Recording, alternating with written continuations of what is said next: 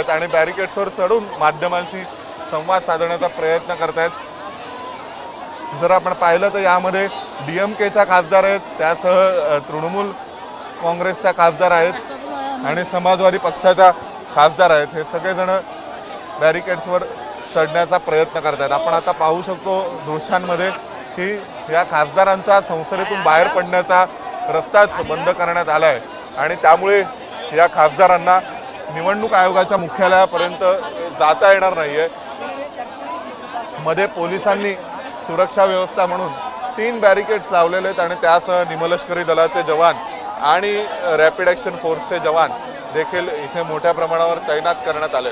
त्यामुळे या सर्व खासदारांकडून आता प्रवेशद्वार क्रमांक 2च्या इथेच घोषणाबाजी सुरू आहे। इथून जवळपास 600 ते 700 मीटरच्या अंतरावर निवडणूक आयोगाचं मुख्यालय आहे आणि इथून मकरद्वाराहून बाहेर पडून अगदी काही पावलं चालल्यानंतर लगेच एसआईआर वापस लो, एसआईआर वापस लो, एसआईआर वापस लो, एसआईआर वापस लो, एसआईआर वापस लो। गली गली में शोर है, गली गली में शोर है, गली गली में शोर है, गली गली में शोर है।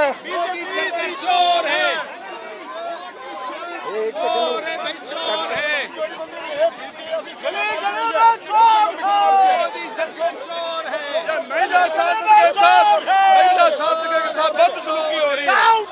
महिला शासन के साथ देखिए ये सरकार है, ये पुलिस। तर आपण ही दृश्य बघतोय थेट दिल्लीतली आहेत आणि सध्या इंडिया आघाडीतील खासदारांचा मोर्चा इथे पोहोचलेला आहे। मतचोरीच्या अनुषंगाने जे आंदोलन आहे त्या मोर्चा आहे आणि आता काही महिला खासदार या चक्क बॅरिकेडवरती चढलेले आहेत कारण त्यांना मज्जाव करण्यात आलेला आहे आत जाण्यासाठी। प्रचंड गदारोळाचं असं वातावरण आहे। आपले प्रतिनिधी सोमेश कोलगे आपल्या सोबत आहेत। सोमेश, नक्की सध्या काय घडतंय?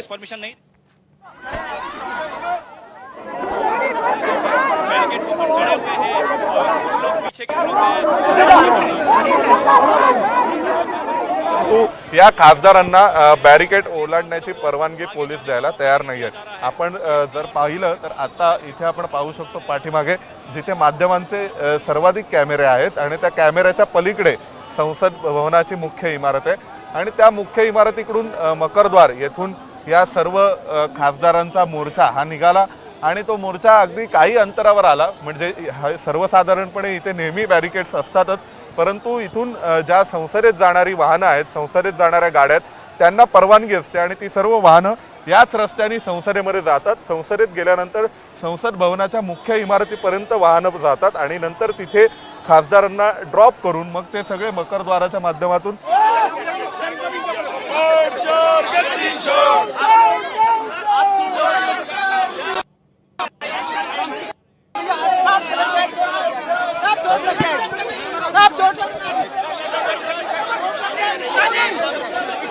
इलेक्शन कमिशन हाय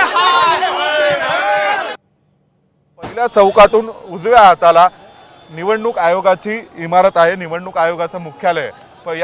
या पुढे गेल्यानंतर इथे गोल सर्कलवरून डाव्या हाताला लगेच निवडणूक आयोगाचं मुख्यालय आहे।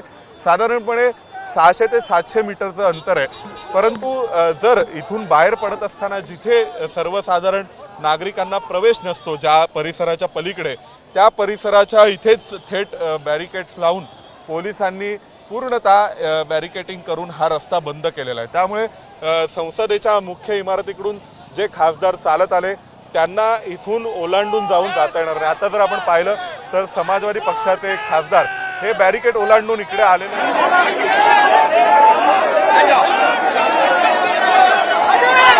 उधर जाना यार।